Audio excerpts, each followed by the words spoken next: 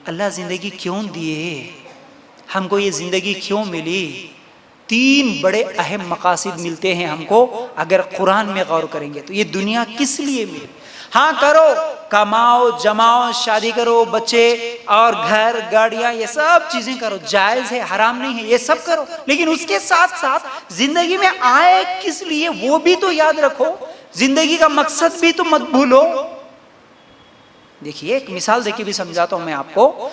जैसा कि एक आदमी दुबई गया, सऊदी गया, कमाने के लिए गया, ठीक है।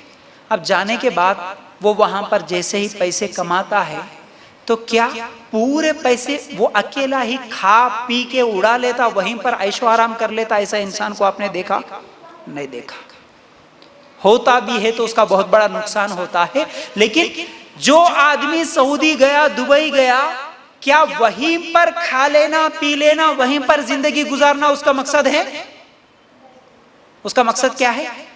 उसका मकसद वहां पर सिर्फ पैसे कमाना, वहां से पैसे भेजना घर को, इंडिया को, यहां बीवी बच्चों की सही परवरिश हो जाए, उनके लिए वहां कमाता।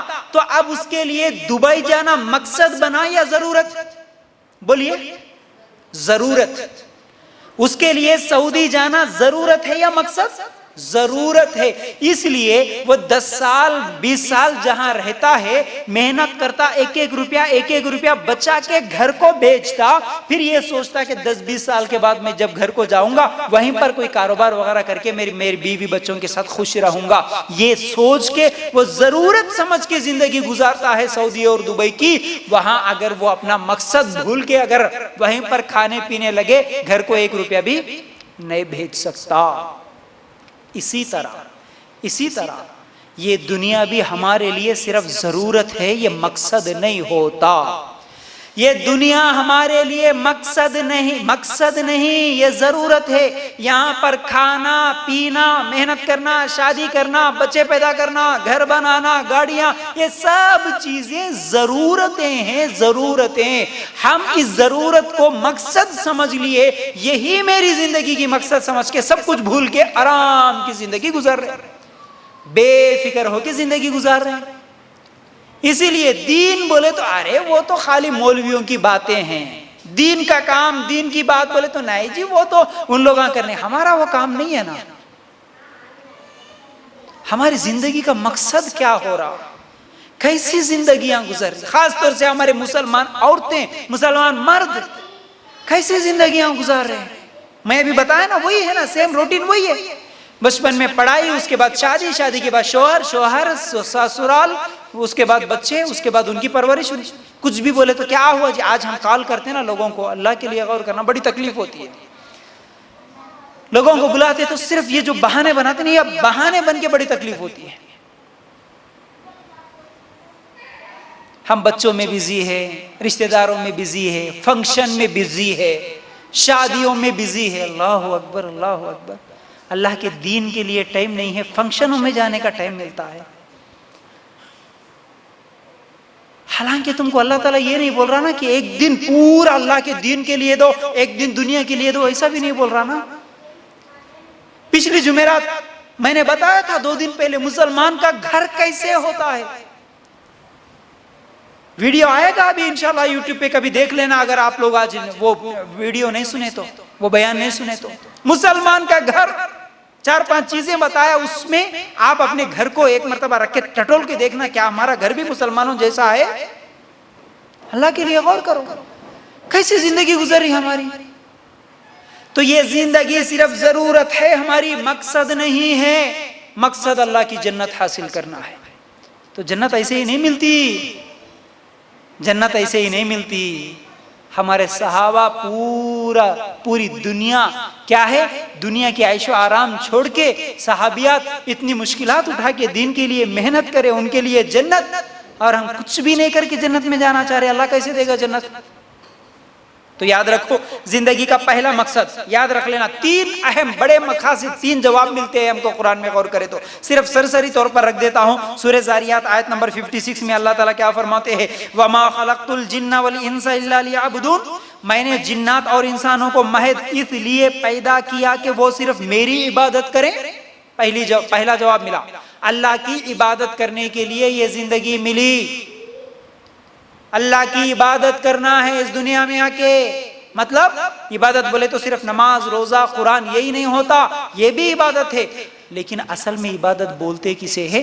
अल्लाह जो काम करने का हुक्म दिया उसे करना, जिस चीज से बचने का हुक्म दिया उससे बचना, रुकना। ये पूरी जिंदगी हमारी इबादत बन जाएगी इंशाअल्लाह। हर काम करो, हमारा खाना भी इबादत बनेगा, हमारा शादी करना भी इबादत बनेगा, हमारा बच्चों के लिए मेहनत करना भी इबादत बनेगा। लेकिन शर्त यह है कि अल्लाह ताला ने जो करने का हुक्म दिया उसको करना है, जिस चीज से रुकने का हुक्म दिया है उसे रुकना है, बस। पहला मकसद।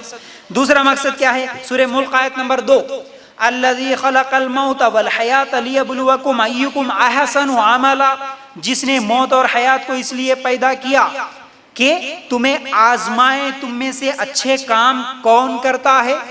देखो अल्लाह ताला क्यों बनाए, क्यों भेजे इस दुनिया में, क्यों पैदा करे? तुम में से अच्छा काम कौन करता, वो देखने के लिए अल्लाह ताला ने इस दुनिया में भेजा। अच्छा काम, ये है हमारी जिंदगी का मकसद। पूरा दिन सिर्फ टीवी के सामने, सीरियलों के सामने गाने सुनते हुए, लड़ाइयां झगड़े करते हुए, गीबतें चुगलियां करते हुए, ये जिंदगी का मकसद नहीं होता। अच्छा काम करने वाले, तुम में से कौन अच्छा करता, ये देखने के लिए अल्लाह ताला पैदा किया। दूसरा मकसद। तीसरा मकसद सूरह आल इमरान आयत नंबर 110, कुंतुम खैरा उम्मतिन उखरिजत लिन्नासि तामुरूना बिल मारूफ व तनहूना अनिल मुनकरि व तुमिनूना बिल्लाह, तुम बेहतरीन उम्मत हो जो लोगों के लिए पैदा की गई, तुम नेक बातों का हुक्म करते हो और बुरी बातों से रोकते हो। क्यों पैदा करा करते अल्लाह ताला इस दुनिया में, क्यों भेजा करते? तुम लोगों को नेकी की तरफ बुलाना, जो बुरे लोग हैं उनको बुराई से रोकना, ये तुम्हारा काम बोल रहे अल्लाह ताला, ये तुम्हारी जिम्मेदारी है। ये जिम्मेदारी दे के तुम्हें अल्लाह ताला भेजा। ऐ मोहम्मद सल्लल्लाहु अलैहि वसल्लम के उम्मत के लोगों, चाहे वो मुसलमान हो या मुसलमान मर्द हो या औरत हो, उसकी जिम्मेदारी है क्या? कि तुम दुनिया में जाके जो बुराइयां करने वाले हैं उनको बुराइयों से बचाना, जो नेकियों से दूर है उनको नेकियों की तरफ बुलाना, ये तुम्हारी जिम्मेदारी है। हम क्या समझे, अरे ये जिम्मेदारी हमको मालूम भी थी कि नहीं किया आज तक? कितने लोगों को मालूम है? इस दुनिया में अल्लाह पैदा किया ही हमको इसलिए 3 काम करना है, याद रखो 3 काम। एक, अल्लाह की इबादत करना, अच्छे काम करना, लोगों को अच्छाई की तरफ बुलाना, बुराई से रोकना। ये हमारा काम है, ये हमारी जिंदगी है, ये हमारी जिंदगी का मकसद है। ये करने के लिए अल्लाह इस दुनिया में भेजा। अगर ये नहीं करे तो क़यामत के दिन अल्लाह ताला पूछेगा क्या?